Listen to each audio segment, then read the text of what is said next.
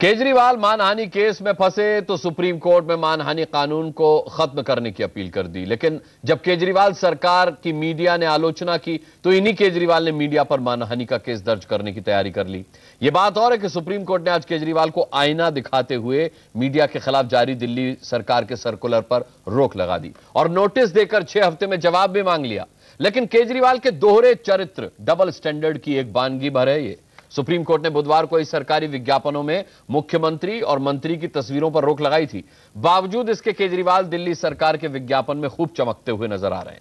अब यह बड़ी बहस का बड़ा सवाल है कि क्या केजरीवाल की राजनीति फायदे की बुनियाद पर टिकी है? केजरीवाल सियासी हित साध लें, फिर चाहे वो हित नैतिकता को ही सूली पर चढ़ाकर क्यों ना हासिल हो।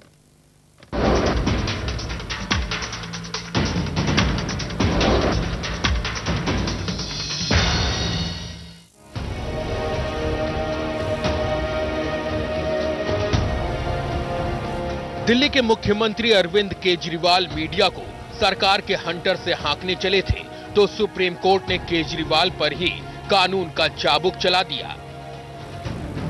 सुप्रीम कोर्ट ने केजरीवाल सरकार को बड़ा झटका देते हुए 6 मई के उस सर्कुलर पर रोक लगा दिया जिसमें दिल्ली सरकार के खिलाफ खबर पर मीडिया पर कार्रवाई की बात की गई थी। सुप्रीम कोर्ट ने कहा कि आपराधिक मानहानि मामले में अरविंद केजरीवाल दोहरा मापदंड अपना रहे हैं। एक तरफ वो सुप्रीम कोर्ट में याचिका दाखिल कर 499 और 500 को चुनौती दे रहे हैं, तो दूसरी तरफ वो सर्कुलर जारी कर ये धमकी दे रहे हैं कि अगर उनके खिलाफ कोई खबर चलाई जाती है तो उसके खिलाफ वो मानहानि का मुकदमा दायर करेंगे। जबकि यही केजरीवाल सुप्रीम कोर्ट में आपराधिक मानहानि के कानून को खत्म करने की चुनौती दे चुके हैं। उनकी इस याचिका की वजह से ही सुप्रीम कोर्ट ने केजरीवाल पर मानहानि के 4 मुकदमों पर रोक लगा दी थी। ऐसे में नाराज सुप्रीम कोर्ट के जज जस्टिस दीपक मिश्रा ने अमित सिब्बल की याचिका पर सुनवाई के दौरान तल्ख लहजे में कहा कि आपने ऐसा सर्कुलर क्यों जारी किया। एक तरफ आप खुद को पीड़ित की तरह पेश करते हैं, दूसरी तरफ मीडिया पर मानहानि की कार्रवाई करना चाहते हैं। ये दोनों बातें एक साथ नहीं चल सकती। सुप्रीम कोर्ट ने केजरीवाल को नोटिस जारी करते हुए अब इस मामले पर 6 हफ्ते में जवाब मांग लिया है, जिसके बाद से केजरीवाल और उनकी पार्टी के मुंह पर ताले जड़ गए हैं। एक तरीके से लोकतंत्र की जड़ों को काटने वाला ये सर्कुलर था। ये केवल मीडिया को चुप कराने के लिए नहीं था, ये किसी भी ऐसे व्यक्ति के लिए, साधारण नागरिक के लिए भी, उसको भी बोलने से रोकने के लिए और बोलने की आजादी और बोलने की स्वतंत्रता के खिलाफ ये सर्कुलर था। आशीष जोशी को हटाया गया दिल्ली डायलॉग कमीशन से, क्योंकि आप अपने जो डर्टी टैक्स डिपार्टमेंट के लोगों को इस प्राइवेट से बैकरूम से लोगों को लाना चाहते हैं। मीडिया इसको एक्सपोज करेगा और इसलिए आप मीडिया से डरते हैं और डराना चाहते हैं। बेहद तानाशाह रवैया था ये। पिछले 65 साल की प्रजातंत्र में कोई पब्लिक लीडर इस तरह का भाव रखे मीडिया के खिलाफ, जेल भेज देंगे संपादकों को, हर तीसरे दिन कुछ तमाशा करना, मुझे लगता है कि ये पहली बार हम देख रहे हैं कि कोई जन नेता इस तरह की भावना प्रजातंत्र के मूल सिद्धांतों के खिलाफ रखे। लेकिन केजरीवाल के दोहरे चरित्र को लेकर सवाल यहीं तक सीमित नहीं है। केजरीवाल ने एक और गुस्ताखी की है। कैसे? अब वो सुनिए। बुधवार को सुप्रीम कोर्ट ने सरकारी विज्ञापनों पर बड़ा फैसला दिया था। सुप्रीम कोर्ट ने अपने आदेश में कहा था कि अब सरकारी विज्ञापनों पर राष्ट्रपति, प्रधानमंत्री और प्रधान न्यायाधीश को छोड़कर मुख्यमंत्री या मंत्री की तस्वीर नहीं लगेगी, क्योंकि सरकारी विज्ञापनों में जनता का पैसा लगता है और इस पैसे का बेजा इस्तेमाल नहीं होना चाहिए। लेकिन सुप्रीम कोर्ट के आदेश की अनदेखी करते हुए केजरीवाल सरकारी विज्ञापनों में नजर आए। देखिए, यही है वो विज्ञापन। सरकार ने उनके लिए 50,000 रुपए प्रति हेक्टेयर के हिसाब से मुआवजे का ऐलान किया है। ये हमने कैसे किया? क्योंकि सारी पार्टियां कहती रहती हैं सरकार के पास पैसा नहीं है, सरकार के पास पैसा नहीं है। फिर हमारी सरकार के पास पैसा कहां से आया? बस इसी विज्ञापन को लेकर केजरीवाल की नैतिकता एक बार फिर सवालों में घिर गई। उससे हमने किसानों को मुआवजा दिया। हमारे दिल्ली के अंदर रिसोर्स क्रंच है, दिल्ली के अंदर बहुत बड़ा अभाव है पैसों का। हमारे सोशल वेलफेयर की स्कीम्स दिल्ली में बंद हो रही हैं, पेंशन जो कॉर्पोरेशन से मिलती थी वो बंद हो रही है, सैलरीज कॉर्पोरेशन में नहीं है। तो जब पैसा स्टेट गवर्नमेंट के पास में कम है तो वो क्यों खर्च कर रहे हैं अपनी फोटो दिखाने में? जनता का पैसा फिजूल अपनी इमेज बढ़ाने के लिए या करने के लिए नहीं हो सकता। अगर आम आदमी पार्टी अपना पैसा खर्चे पार्टी की तरफ से, वो बात अलग है, लेकिन जनता के पैसे का इस तरीके से दुरुपयोग नहीं हो सकता। ये जो ऐड आज सुबह से चल रहा है टीवी पर अरविंद केजरीवाल का, ये उन गाइडलाइंस के खिलाफ है। और अगर वो इस सुप्रीम कोर्ट के ऑर्डर के पहले वो ऐड दिया गया था तो ये ज़रूरी है कि कम से कम सुप्रीम कोर्ट के ऑर्डर आने के बाद इन एड्स को विड्रॉ कर लेना चाहिए। बड़ा सवाल यही है कि क्या केजरीवाल अब इसी लाइन पर चलने लगे हैं कि उनका फायदा किसी तरह से हो जाए, फिर चाहे उस फायदे में कोर्ट के आदेशों की अवहेलना ही क्यों ना हो, अपना काम किसी तरह से बच जाए, फिर चाहे नैतिकता भाड़ में ही क्यों ना चली जाए। दिल्ली से आशीष सिन्हा के साथ ब्यूरो रिपोर्ट, इंडिया न्यूज। चलिए इस अहम मुद्दे पर बड़ी बहस हम शुरू करें उससे पहले बता दें कि लाख मिन्नतों के बाद भी, गुजारिशों के बाद भी इस मुद्दे पर आम आदमी पार्टी ने अपना कोई प्रवक्ता या कोई स्पोक्स पर्सन भेजने से इनकार कर दिया। हमारे साथ लेकिन काफी अच्छा खासा पैनल है। हम आज बात करेंगे बड़ी बहस में जिन मेहमानों से, उनमें शाजिया इल्मी शामिल हैं भारतीय जनता पार्टी से, शर्मिष्ठा मुखर्जी हमारे साथ हैं कांग्रेस से, प्रेम शुक्ला दोपहर का सामना के एडिटर हमारे साथ होंगे, और यहां स्टूडियो में मेरे साथ डॉक्टर मनीष कुमार हैं, वरिष्ठ पत्रकार। आम आदमी पार्टी से भी कोई होता तो बेशक उनका भी पक्ष सामने आता, लेकिन उन्होंने साफ तौर पर मना कर दिया कि इस मुद्दे पर वो चैनल पर आकर कुछ भी नहीं कहेंगे। शाजिया, खैर ये पुरानी आदत है आम आदमी पार्टी की कि जब वो फंसते हैं या जब उनकी पूंछ पर पैर पड़ता है तो फिर वो बिलबिलाते हैं और जवाब उन पे देते नहीं बनता। क्या कहेंगी आप इन दोनों ही मामलों पर? एक तो जो सरकारी विज्ञापन सुप्रीम कोर्ट की गाइडलाइन के बाद भी चल रहा है उस पर भी, और जो मीडिया पर सर्कुलर जारी किया था उस पर जो चाबुक सुप्रीम कोर्ट का पड़ा है उस पर भी। मुझे लगता है बहुत अफसोस की बात है, क्योंकि मैं भी आम आदमी पार्टी का हिस्सा थी और उससे पहले अन्ना हजारे आंदोलन का हिस्सा थी। ये सही बात है कि कुछ चैनल कभी कभार पक्षपात करते होंगे, लेकिन बड़ी बड़ी पार्टियों को भी पर इतना ही प्रहार हुआ है जितना कि छोटी पार्टियों पर हुआ है, और ये सब जानते हैं। तो किसी चैनल को बिला वजह ये कहना कि आप बिल्कुल ही अगेंस्ट है एक पार्टी के, ये सही नहीं है, और क्योंकि सही है नहीं, फैक्चुअली इनकरेक्ट है, क्योंकि अलग अलग वक्त में अलग अलग पार्टियों पर चैनल जो है प्रहार करते हैं, और सभी पार्टियां इसकी विक्टिम रह चुकी हैं। और पर जरूरी बात यह है कि अगर आप आम आदमी पार्टी की शुरुआत देखिए तो अन्ना हजारे आंदोलन में भी वही मीडिया की कुछ अच्छी रिपोर्ट्स या करप्शन एक्सपोजेस को लेकर हम लोग ने एक बहुत बड़ी मुहिम की, और मीडिया का एक बहुत बड़ा तबका ने इस पूरे मूवमेंट को बढ़ावा भी दिया। फिर वही आम आदमी पार्टी में भी मीडिया के बहुत से सहयोगी भी आए, मीडिया में काम करने वाले, और मीडिया के कई चैनलों और अखबारों ने बहुत प्रोमिनेंस दिया। बल्कि एक स्टडी कहती है कि लोकसभा चुनावों में अरविंद केजरीवाल को सिर्फ थोड़ी सी कम, नरेंद्र मोदी जी से कम, लेकिन बहुत ज्यादा कवरेज मिली है, और सेकंड हाईएस्ट कवरेज उनकी रही है। तो आप ये देखने की बात है कि वही मीडिया जब आपको उसका इस्तेमाल करना होता है और पॉलिटिशियंस को आईना दिखाने के लिए, तो आप मीडिया का इस्तेमाल करते हैं और इन्हीं रिपोर्ट्स का सहारा लेते हैं।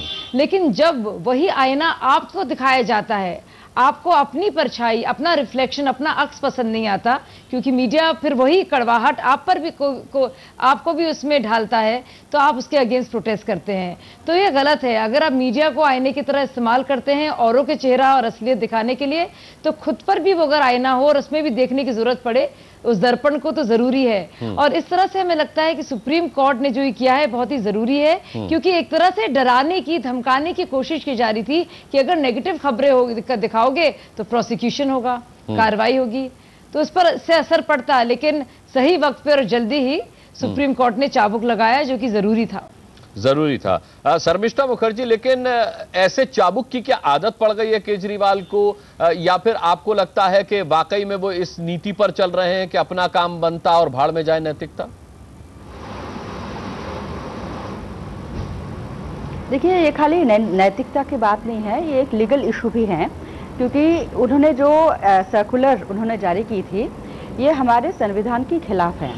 क्योंकि द फ्रीडम ऑफ एक्सप्रेशन हमारे एक राइट है, फंडामेंटल राइट है, और खाली मीडिया का बात ही नहीं, ये भारत के हर नागरिक को अधिकार है कि वो अपना बात सबका फ्री होके सबके सामने रखे। एंड सेकेंडली, उन्होंने ये बहुत ही कॉन्ट्रडिक्टरी ये उनकी जो सर्कुलर थी, क्योंकि आप सोचिए वो बोल रहे हैं कि मीडिया को सरकार से गवर्नमेंट प्रोसिक्यूट करेगा, तो वो डायरेक्टर ऑफ प्रोसिक्यूशन या पब्लिक प्रोसिक्यूटर वो कौन अपॉइंट करेगा? Chief minister and law minister. तो अगर उसमें आप फिर एक बैलेंस्ड, एक अनफेयर प्रोसीजर कैसे आप समझ सकते हैं, कैसे हो सकते हैं? क्योंकि अब लॉ मिनिस्टर जिनकी फर्जी डिग्री के खिलाफ आप मीडिया लिख रहे हैं और उसी लॉ मिनिस्टर अपॉइंट कर रहे हैं पब्लिक प्रोसिक्यूटर को। सो ये तो बहुत ही एक क्लैश ऑफ इंटरेस्ट वाली बात है। एंड सेकेंडली, आप किसके पैसे से, सरकार पब्लिक मनी से आप प्रोसिक्यूट करेंगे, टैक्स पेयर्स मनी से प्रोसिक्यूट करेंगे? ये सारे खाली नैतिकता की बात नहीं है, these are also issues which are legal, which are also has a financial implication. शायद इसी तरह के सवाल मनमानी केजरीवाल जी हमेशा दूसरे पर, बोलिए, केजरीवाल जी हमेशा दूसरे के ऊपर, ऐसे कोई पॉलिटिकल लीडर नहीं है, ऐसे कोई पॉलिटिकल पार्टी नहीं है, अब मीडिया भी आ गए हैं, उनके ऊपर बिल्कुल बेबुनियाद विदाउट एनी एविडेंस उन्होंने एलिगेशंस लगाए। और अब वो एलिगेशन उनके ऊपर अगर कोई लगाए, और एलिगेशन के मीडिया तो रिपोर्ट कर रहे हैं, मीडिया अपना ड्यूटी पालन कर रहे हैं, और अब वो उनको प्रोसिक्यूट करना चाहते हैं। I mean this is not just dictatorial, ये तो मतलब कोई सोच भी नहीं सकते कोई एक मैच्योर रिस्पॉन्सिबल गवर्नमेंट इस तरह की कोई हरकत करे। तो क्या डॉक्टर मनीष कुमार मैच्योर नहीं है, ईमानदार नहीं है, समझदार नहीं है केजरीवाल, ये मान लिया जाए जिस तरीके की अब तो कहा जाएगा हरकतें वो कर रहे हैं? देखिए, ये तो मैं बाद में बताऊंगा, लेकिन मैं एक दिल्ली का टैक्स पेयर हूं। मैं ये जानना चाहता हूं केजरीवाल जी से कि कृपया वो बताएं कि आपने ये जो सुप्रीम कोर्ट के आदेश के खिलाफ आपने जो टेलीविजन चैनलों के ऊपर एड्स दिए, वो आपने ये दुस्साहस क्यों किया? पहली बात। दूसरी बात ये कि आपने किन क्राइटेरिया के तहत उन टेलीविजन चैनलों को चुना जहां आपने ये एड सवेरे से आपने चलवाने का जो आपने काम किया है, उसका मापदंड क्या है? और अगर आप ट्रांसपेरेंसी के इतने बड़े योद्धा रहे हैं, तो आप हमें बताएं कि आपने किस क्राइटेरिया के तहत कुछ चैनलों को दिया और कुछ चैनलों को नहीं दिया।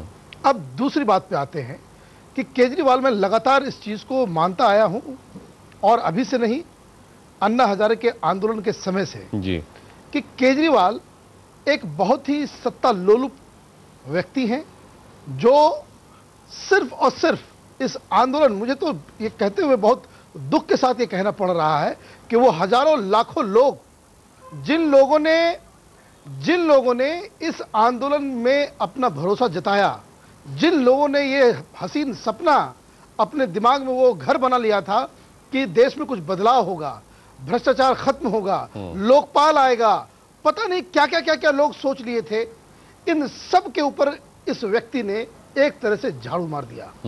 और अब जब सरकार बन गई है, तो आप देखिए इनके कृत्य कैसे हैं। आपने ये दुस्साहस कैसे कर लिया इस देश के अंदर में कि आप मीडिया को धमका लेंगे और आप बाकी मने बच के निकल जाएंगे। अभी तक आपकी पार्टी, आपका एग्जिस्टेंस, जिसे लोग सड़क पे पहचानते नहीं थे, मीडिया ने उसे नेता बना दिया। ऐसे लोग जो ढंग से बोल नहीं पाते थे, मीडिया ने उसे अपने स्टूडियो में बिठा करके बहुत बड़ा वक्ता बना दिया, प्रवक्ता बना दिया। लेकिन आप किस तरह से आप उसको रिपे कर रहे हो? आप ये कह रहे हो कि भाई हमारे खिलाफ जो है मीडिया ने ठेका ले लिया है। सुपारी ठेका तो फिर भी सम्मानजनक शब्द है। सुपारी, ये तो अपनी पार्टी के अंदर काम करने वाले जो मीडिया कर्मी से पूछना चाहिए, उन्हें आशुतोष और आशीष खेतान बताएं कि वो किसकी सुपारी लेते थे, और जब वो मीडिया में थे तो क्या उन्होंने अरविंद केजरीवाल की सुपारी ली थी? ये तो उन्हें बताना चाहिए कि ये किस तरह की ये प्रजातंत्र में इस तरह की बातें कोई करता है। आपने क्या कर लिया? मीडिया जब तक आपसे ये नहीं पूछ रही थी कि पिछली बार चुनाव में जब आप दिल्ली छोड़ के भागे थे, जब मीडिया ने ये नहीं पूछा कि आपका लोकपाल का वादा जो एक झूठा वादा है, आपने जो वादे आपने किए आप पूरा नहीं कर पाएंगे, तो उस समय तो आपको मीडिया बहुत अच्छा लग रहा था। और वो सारे, मैं तो इस बात को मैं तो उल्टा कहता हूं कि टेलीविजन चैनलों में कुछ ऐसे चैनल भी थे जिन्होंने इस बात का ठेका लिया था कि किस तरह से अरविंद केजरीवाल को एक राष्ट्रीय स्तर का जो है नेता बना दिया जाए। ये तो आपको तो मीडिया को धन्यवाद करना चाहिए कि अगर आपके क्रिटिसिज्म में भी कोई व्यक्ति कोई बात कह रहा है, या कोई प्रोग्राम चला रहा है, या फेसबुक पे लिख रहा है, या अखबार में छाप रहा है, तो आपको धन्यवाद देना चाहिए कि कम से कम उतना टाइम, उतना स्पेस आपको जो है ये मिल रहा है जिसके लायक आप नहीं हैं। और चाहते होंगे, इसीलिए शायद उन्होंने इस तरीके की हरकतें अब करनी शुरू की हैं। मैं प्रेम शुक्ला साहब के पास जाऊं उससे पहले हमारे संवाददाता आशीष सिन्हा का एक रिपोर्ट हम दिखाना चाहेंगे, जिसमें वो विस्तार से बता रहे हैं कि सुप्रीम कोर्ट ने क्या कुछ कहा है अरविंद केजरीवाल को लेकर। आपराधिक मानहानि मामले सुनवाई के दौरान सुप्रीम कोर्ट ने आज दिल्ली के मुख्यमंत्री और दिल्ली सरकार को जमकर फटकार लगाई। सुप्रीम कोर्ट ने कहा कि आपराधिक मानहानि मामले में अरविंद केजरीवाल दोहरा मापदंड अपना रहे हैं। एक तरफ वो सुप्रीम कोर्ट में याचिका दाखिल कर 499 और 500 को चुनौती दे रहे हैं, तो दूसरी तरफ वो सर्कुलर जारी कर ये धमकी दे रहे हैं कि अगर उनके खिलाफ कोई खबर चलाई जाती है तो उसके खिलाफ वो मानहानि का मुकदमा दायर करेंगे। दरअसल ये पूरा मामला तब प्रकाश में आया जब कपिल सिब्बल के बेटे अमित सिब्बल ने सुप्रीम कोर्ट में एक अर्जी दाखिल कर ये कहा कि अरविंद केजरीवाल एक तरफ 499 और 500 यानी आपराधिक मानहानि मामले में राहत ले रहे हैं, तो दूसरी तरफ वो धमकी दे रहे हैं। बहरहाल सुप्रीम कोर्ट ने दिल्ली सरकार के सर्कुलर पर रोक लगा दी है और 6 हफ्ते में दिल्ली सरकार से जवाब मांगा है। अब इस पूरे मामले की सुनवाई 8 जुलाई को होगी। नई दिल्ली से कैमरामैन निरंजन के साथ आशीष सिन्हा, इंडिया न्यूज दिल्ली। प्रेम शुक्ला जी, वही केजरीवाल हैं जो अपने खिलाफ मानहानि के केस को लेकर के सुप्रीम कोर्ट में गए थे कि मानहानि का केस खत्म किया जाए। केजरीवाल जो सबको नसीहत देते रहे, केजरीवाल जो सब पर सवाल उठाते रहे, केजरीवाल जो सबको कानून सिखाते रहे, केजरीवाल जो सब पर उंगली उठाते रहे, आज जब केजरीवाल ही सबसे बड़ा सवाल बन जाए तो उन्हें कैसे परिभाषित किया जाएगा? प्रेम शुक्ला जी, देखिए, शुरू में ही जब ये 2011 में लोकपाल नाम का एक अभियान अन्ना हजारे की तस्वीर को आगे रखकर कर रहे थे, उस समय ही शिवसेना प्रमुख ने उनके बारे में बहुत बढ़िया एक रेखांकन किया था और कहा था कि ये गद्दाफी है और उनका गद्दाफी वाला चेहरा जो है वो सामने आ रहा है।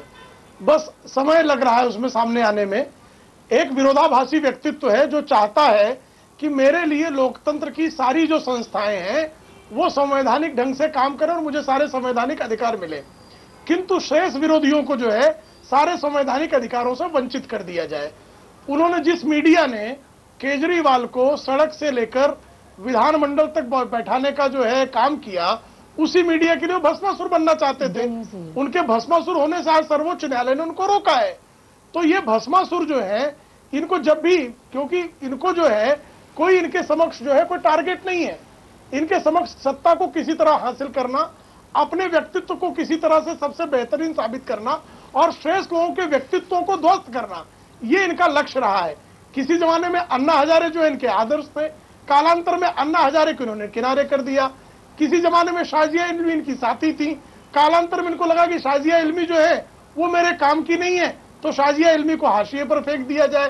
प्रशांत भूषण हमारे काम के नहीं रहे, इनको हाशिए पे फेंक दिया जाए। योगेंद्र यादव आपसे काम निकल गया, योगेंद्र यादव को फेंक दिया जाए।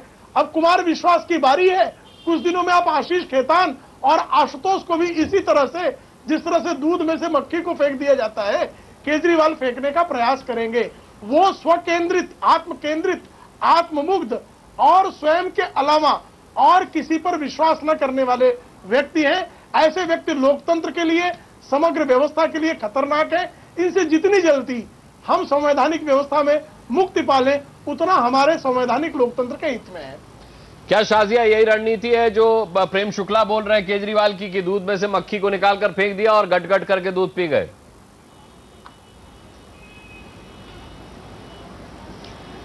जी, ये यूज एंड थ्रो की उनकी रही है एक पॉलिसी। और शुरुआत में जब मैं अरविंद भाई उनको कहती थी, बहुत इज्जत करती थी और मुझे सच में लगता था कि इंसान सही है।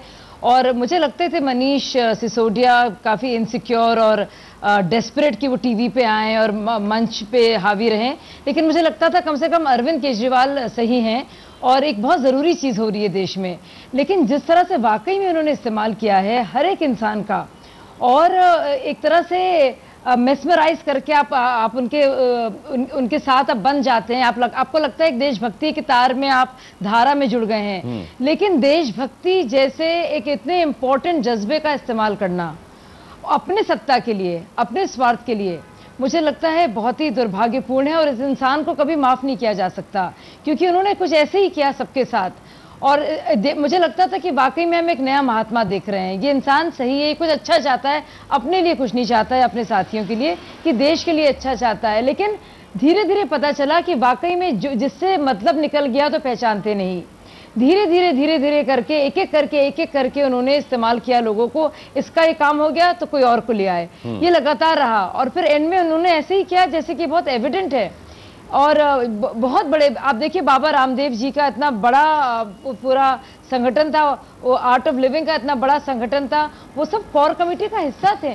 अन्ना हजारे आंदोलन में वो सब साथी थे, चाहे उसमें मेधा पाटकर जी हों, चाहे उसमें बाबा रामदेव जी हों, या फिर श्री श्री रविशंकर जी हों, वो सब आए साथ में। लेकिन एक एक करके अरविंद ने एक कैलकुलेटेड स्ट्रैटेजी के तहत उनको हटाना शुरू किया। और जब उन्होंने फास्ट किया तो उन्होंने अन्ना हजारे से एक दिन ज्यादा, जब उन्होंने हमारे बीच रही नहीं है संतोष कोहली सीमापुरी में जब किया, जानबूझ के दिखाने के लिए, देखो मैं तो अन्ना से भी ज्यादा भूखा रह सकता हूँ, प्यासा रह सकता हूँ। तो ये देखिए उनमें इतना ज्यादा एक स्वार्थी एक स्ट्रीक है जो वाकई में बहुत खतरनाक है। और बहुत अफसोस होता है क्योंकि हम लोग हमसे कहते हैं कि आप ये तो पॉलिटिक्स है, सब लोग करते हैं, लेकिन कोई देशभक्ति का तो इस्तेमाल नहीं करता। हम लोग ने तो अपनी नौकरियां छोड़ी थी। आशीष खेतान और आशुतोष तो तब आए जब अरविंद सीएम थे, उनको टिकट मिला लोकसभा का, क्योंकि और तब पार्टी बन गई थी। लेकिन वो सब लोग जो पहले दिन से जुड़े हुए थे, जब ये आंदोलन था, एक एक करके सिर्फ मक्खी की तरह उन्होंने एक सबको निकाला है। और अब सही बात है 57 सीटें आ गई हैं, तो किसी की जरूरत नहीं है, निकालो सबको, जो करना है करो। जो मीडिया तारीफ कर रही है उनको टिकट देते जाओ, उनको अपने साथ रखो। और पहले शाजिया उनकी हरकतों पर हंसी आती है और फिर धीरे धीरे गुस्सा आ जाता है। 6 मई को उन्होंने एक सर्कुलर जारी किया कि भैया मीडिया अगर हमारे खिलाफ ऐसी कोई खबर चलाता है जिससे अधिकारियों को लगता है कि यह सरकार की छवि को ठेस पहुंचा रही है, नेगेटिविटी दिखा रही है सरकार को लेकर के, तो उसको लेकर के वो मानहानि का मुकदमा दर्ज करवाया जाए। ये वही केजरीवाल साहब हैं जो अपने ऊपर लगे मानहानि के मामले में सुप्रीम कोर्ट पहुंच गए थे कि मानहानि का कानून ही खत्म कर दिया जाए। वाह, क्या कहा जाए केजरीवाल साहब के बारे में। चर्चा हम जारी रखेंगे और पूछेंगे कि अपनों के साथ जो दगेबाजी की वो तो ठीक है, लेकिन अगर सुप्रीम कोर्ट का सम्मान भी केजरीवाल नहीं कर रहे हैं तो उनको इतना बेलगाम होने से रोकेगा कौन? एक छोटे से ब्रेक के बाद।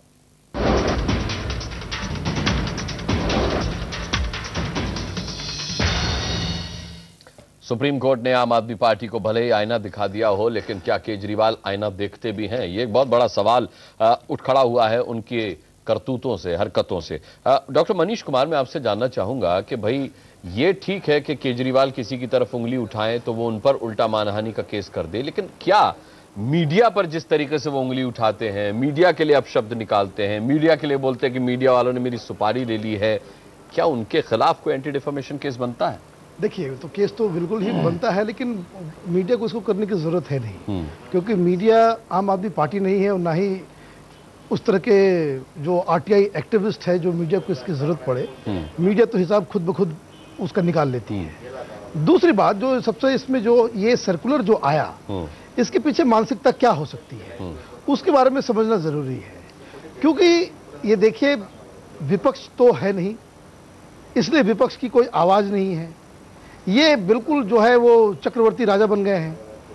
एक ही पॉइंट है जो इनके कार्य क्रियाकलापों के ऊपर जो सवाल उठा सकता है, वो मीडिया है। चक्रवर्ती राजा आपने गलत कहा है। चक्रवर्ती राजा का एक शौर्य होता है, एक सम्मान होता है। तो ये जब इनको ये धीरे धीरे ये मालूम होता चला जा रहा है कि इन्होंने जो वादे किए हैं वो वादे पूरे नहीं हो सकते। अब जैसे 500 नए स्कूल, 100 नए अस्पताल, ये कहां से बनवाएंगे? इनके पास तो जमीन भी नहीं है। प्लस दूसरा मसला जो फंस रहा है वो राज्यपाल और मुख्यमंत्री के कार्यक्षेत्र को लेकर के जो रस्साकसी हो रही है, उसमें भी इन्होंने देखा कि भाई मीडिया जो है, जो संविधान के अनुसार इस देश में सरकार चलेगी, या ये तो आम आदमी पार्टी नहीं है दिल्ली सरकार, कि जैसे ये डंडा चलाते हैं पार्टी के अंदर, उस तरीके से दिल्ली सरकार चलेगी नहीं। दिल्ली सरकार एक व्यवस्था के तहत चलेगी, संविधान के तहत चलेगी, और उस संविधान के तहत जो सही होगा मीडिया उसी के पक्ष में बोलेगी, और उस पर अगर वो सही बात बोला जाए तो वो अरविंद केजरीवाल के खिलाफ चला जाएगा।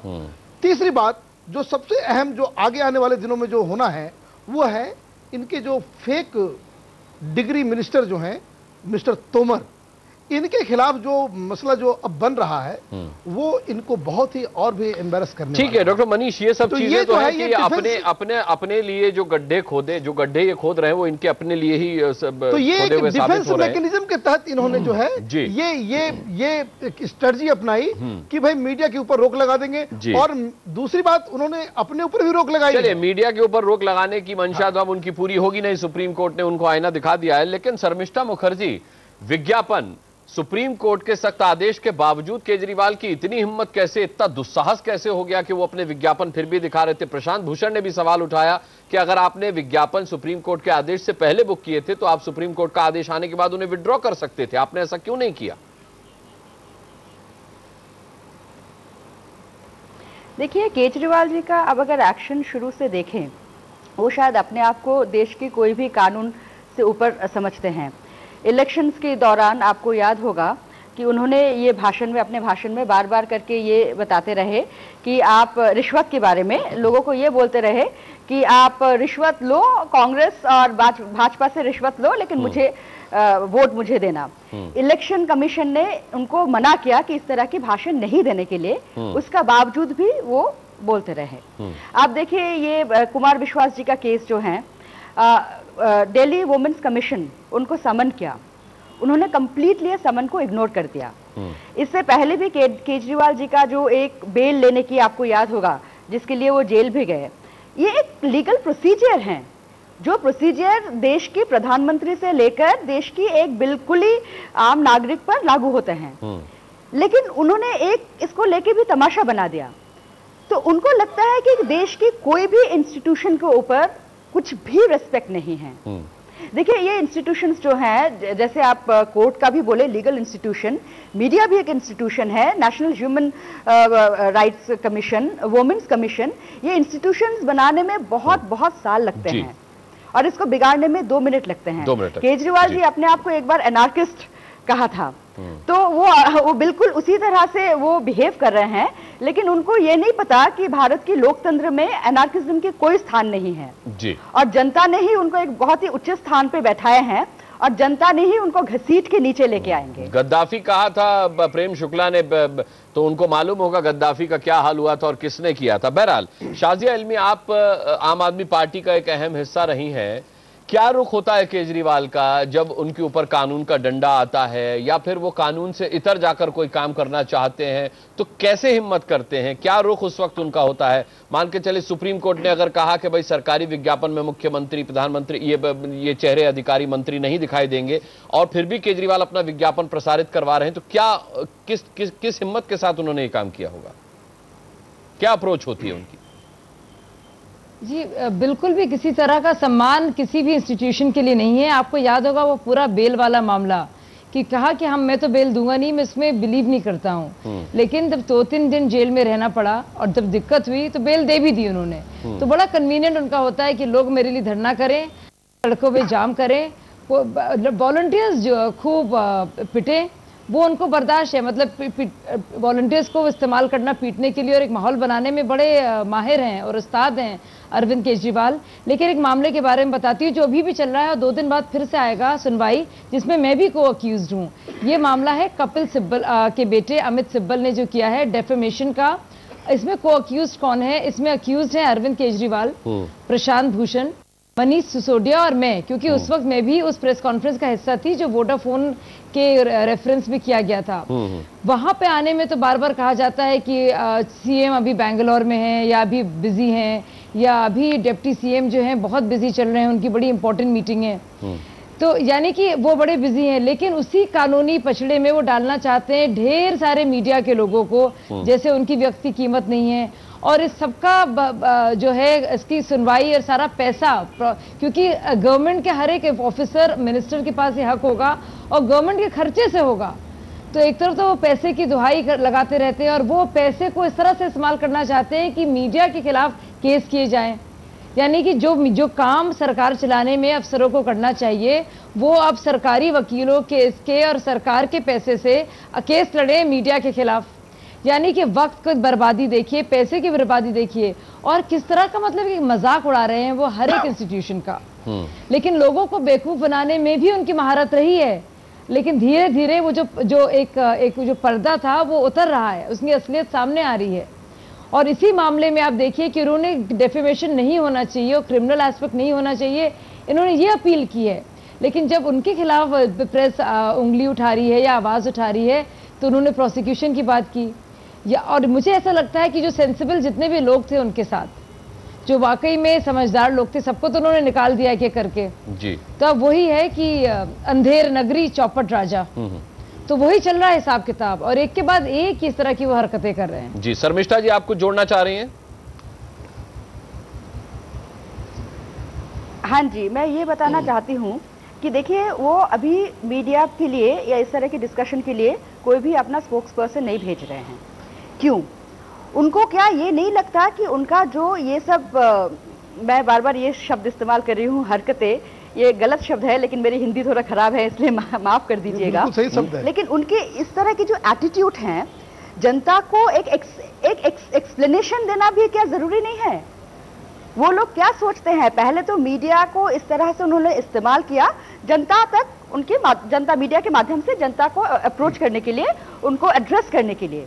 लेकिन अभी वो सोच रहे हैं कि हम इतने ऊपर उठ चुके कि जनता को एड्रेस करने की कोई जरूरत नहीं है। तो ये मेरे समझ में this is nothing but arrogance of power. क्षमता उनके दिमाग पे चढ़ गए हैं और वो लोग सोच रहे हैं कि हम तो कुछ भी कर सकते हैं, हमें किसी को कुछ भी एक्सप्लेनेशन देने की, किसी को कुछ भी जस्टिफिकेशन देने की जरूरत नहीं है। So this is something which is absolutely highly condemnable. जी प्रेम शुक्ला जी, प्रवक्ता भी नहीं भेजा उन्होंने आज इस मुद्दे पर, उनका कोई प्रवक्ता नहीं आने को तैयार हुआ। अब सीधी सी बात है, अरविंद केजरीवाल की तरफ से ग्रीन सिग्नल नहीं होगा बोलने के लिए, तो इस तरीके की राजनीति की गाड़ी कब तक खींच पाएंगे केजरीवाल? नहीं, बहुत लंबा खींच पाने की संभावना नहीं है, क्योंकि भारतीय लोकतंत्र इसमें जो है विधानसभा को एक नियति अवधि मिली है और उस सरकार के प्रमुख है, इसलिए 5 वर्ष तो किसी तरह खींच जाएंगे। और सब उनके पास 67 विधायक और हमारे यहाँ जिस तरह से एंटी डिफेक्शन लॉ है, उसके कारण जो है हो सकता है कि 5 वर्ष का कार्यकाल पूरा कर ले। लेकिन 5 वर्ष बाद जनता उनको जिस तरह से, कांग्रेस को जनता ने 0 सीट पर लाके फेंक दिया है, ये दशा इनकी भी हो जाएगी। क्योंकि इन्होंने जो है जिस कांग्रेस को अलोकतंत्रवादी कहा, जिस कांग्रेस को भ्रष्ट कहा, जिस कांग्रेस को उन्होंने फर्जीवाड़ा करने वाली पार्टी कहा, आज इनकी पार्टी इनके यहाँ भ्रष्टाचार करने वाले व्यक्ति को प्रश्रय है। आज इनकी पार्टी में जो है वो फ्रॉड करने वाला व्यक्ति जो है वो मंत्री बना हुआ बैठा हुआ है, स्वयं ये अलोकतंत्रवादी बने हुए बैठे हुए हैं, और ये अब अराजकता की सीमाएं भी पार कर रहे हैं। जिस तरह से जो है गद्दाफी, वो एक क्रांति की पैदाइश थे लेकिन कालांतर में तानाशाह हो गए। इजिप्ट में जो है तहरीर स्क्वायर का नेतृत्व करने वाले मुस्लिम ब्रदरहुड के मोहम्मद मोरसी साल भर के अंदर ही तानाशाह हो गए, और उनका चेहरा बेनकाब हो गया। अंततः वहां इजिप्ट में तो सेना ने उठा के मोहम्मद मोरसी को फेंक दिया। भारत में ऐसी कोई व्यवस्था नहीं है कि लेफ्टिनेंट गवर्नर को उठा के इनको बाहर फेंक दे, वरना इनकी जो पात्रता है, इनको तत्काल जो है सरकार से बाहर फेंक दिए जाने की है। किंतु हमारी जो संवैधानिक व्यवस्था है, उस संवैधानिक व्यवस्था में अपात्र व्यक्ति को भी अपना टर्म पूरा करने का अधिकार मिला हुआ है। इसलिए इस अपात्र व्यक्ति को भी 5 वर्षों तक दिल्ली की जनता को झेलना उसकी मजबूरी है, संवैधानिक व्यवस्था है। जी डॉक्टर मनीष, क्या केजरीवाल को लगता है कि वो संवैधानिक कुछ भी करेंगे, कानून से अलग हटकर कुछ भी करेंगे तो जनता में वो ये मैसेज नहीं पहुंचा पाएंगे? क्योंकि उनको ये लगता है कि ठीक है, जनता जनार्दन ने मुझे चुन करके सरकार मेरी बनवाई है, तो जनता में मैं अपनी इमेज जो है नीट एंड क्लीन रखूं, बाकी मैं ऊपर जो करता रहूं उससे क्या फर्क पड़ता है? देखिए, ये एक इर्रिस्पॉन्सिबल राजनेता है, चीफ मिनिस्टर है, और ये इर्रिस्पॉन्सिबल मैं इसलिए कह रहा हूं। ये तो आप विधानसभा चुनाव से पहले भी कह रहे थे, लेकिन इस मैसेज को जनता ने नहीं एक्सेप्ट किया। नतीजा ये हुआ कि अरविंद केजरीवाल की सरकार दिल्ली में बनी। ये जनता भी इस अंतर को नहीं समझ सकी, और ना ही क्या समझ पाएगी, मैं वही पूछना चाह रहा हूं, क्या समझ पाएगी? तो समझना पड़ेगा, और ये जब तक नहीं समझेंगे, क्योंकि संविधान में और भी कई व्यवस्था है, ऐसा नहीं कि एक राज्य का चीफ मिनिस्टर संविधान के खिलाफ जाकर के काम करता रहे और देश में बाकी जो प्रशासन तंत्र है, जो केंद्र सरकार है, वो जो है वो बिल्कुल आंख बंद करके बैठी रह जाएगी। वैसा नहीं है।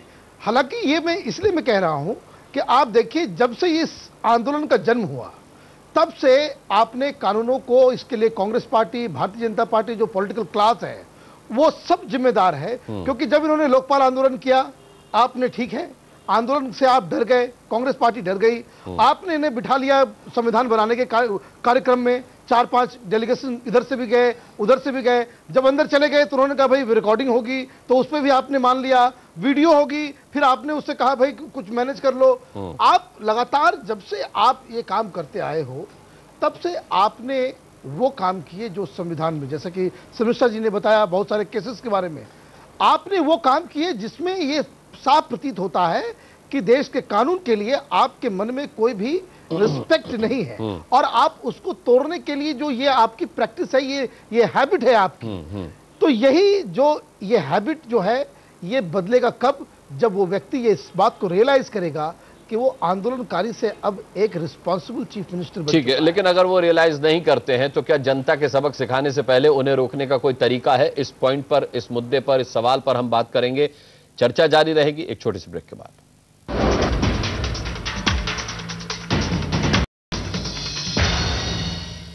चले, बड़ी बहस में एक बार फिर वापस लौटते हैं। सबसे पहले शाजिया, आपसे जानना चाहेंगे कि 5 साल बाद जनता केजरीवाल को सबक सिखाए, क्या इसके अलावा कोई उम्मीद बचती है कि केजरीवाल कानून का इन बाकी बचे 4 सालों में कानून न तोड़ते रहें, ऐसा ना करते रहें कि संविधान को वो ना माने?